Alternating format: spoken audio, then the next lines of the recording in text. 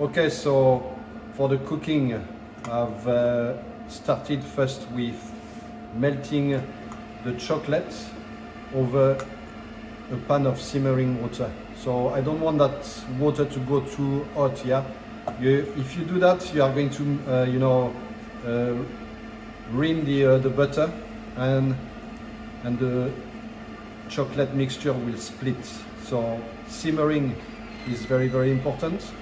So at that stage, I'm going to add the butter, a tiny bit at a time like that. So you just leave the heat of the chocolate to melt your butter.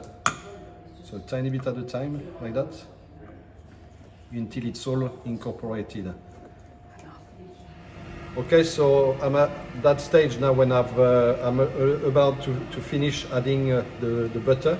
So as you can see, there is enough heat within the chocolate and within the bowl to melt that chocolate. So you are getting a nice glossy consistency as a result. So once that's done, we are going to move into the egg mixture. So you need for that 2 eggs,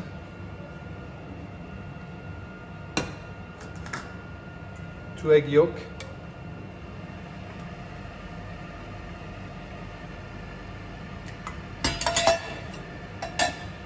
and the sugar goes in as well. And what you do here, you are just mixing that together. You don't want to create an aeration. You don't want to have that too light, really, yeah? Remember what I've said at the beginning of the demonstration, those eggs are there to cook your fondant, to set the fondant. So not so much aeration, don't use a whisk at that stage, yeah? I didn't mention into my ingredients earlier, but it's always nice to have a little bit of salt. Chocolate and salt works really, really, really well together. Okay, so we have the chocolate. We have to make sure that all the butter is melted.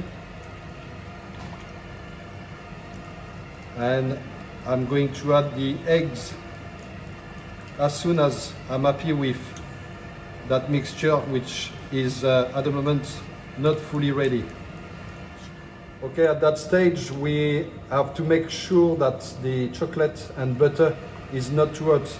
If it's too hot, what's going to happen is you are going to coagulate the mixture. Yeah, the eggs are going to cook more or less straight away. So you have to ensure that that's at about, I would say, 30 degrees is okay to add the eggs.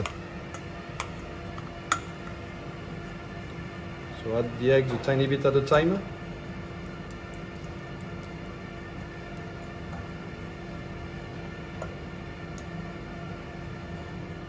So as you can see, the mixture is thickening slightly. But that's normal reaction, chocolate, when you add other ingredients to it, always does that. So don't be concerned. Just stir that in nicely.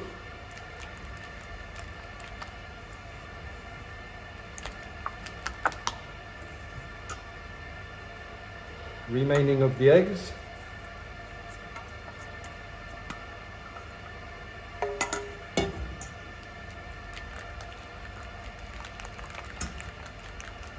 Just like that. So that, I'm happy with that now. And the last, the sieved flour. Always important, yeah? To sieve the flour, you never know what's in it. Is there any foreign body into it? You never know. So fold that in, and at that stage, your fondant mixture is ready. Still glossy, and now you have a tiny bit of thickness into your mixture. There you are. Ready to be poured into your rings. Okay, so I've got the fondant mixture in a piping bag now, and I'm going to fill the ring up to about 3/4. Yeah, and those will require 7 to 8 minutes at about 175